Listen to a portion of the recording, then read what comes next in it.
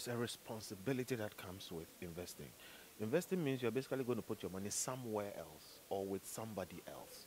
There is a fundamental requirement that you check where you are putting your money or who you are giving it to. In the modern world, there are licensed institutions. It takes just 5 minutes to check or to ask. And a registrar general or some of the regulators, it's actually public information. We just don't do these things. Sometimes, like I said, many of us invest because somebody recommended. Even if somebody recommends, take a day to read around the institution. Take another day to ask somebody who knows, a knowledgeable person. Okay, if you can go to SEC or wherever, and today there are websites you can read all about these things. You can Google and find out experiences in other places. What I mean is that if you want to find information, you can find information. Every Ponzi scheme in this country, there are people who warn about it. Make the decision, do the due diligence to just ask simple questions. If you can't find any answer at all, here is the cardinal rule.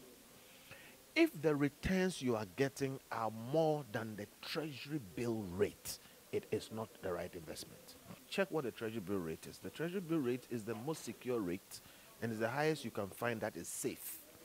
If the returns you are being promised are more than the treasury bill rate, it is not a safe investment. So I think people must take personal responsibility for some of these things.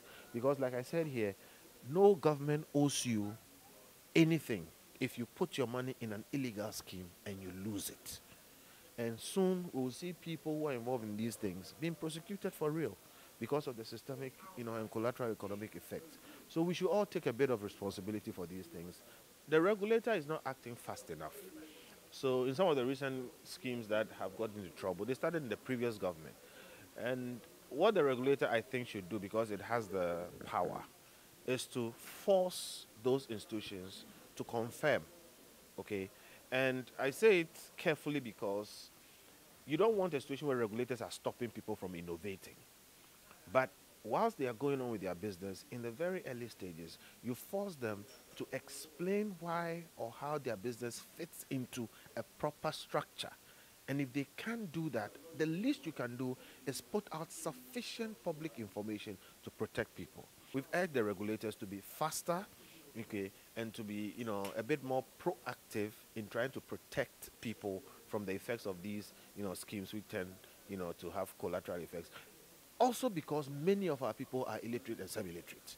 I don't worry too much about the people who know but still go ahead and do it. But there are so many who don't know, and they will fall victim if the regulator doesn't act quickly. So we should err on the side of caution in some of these situations.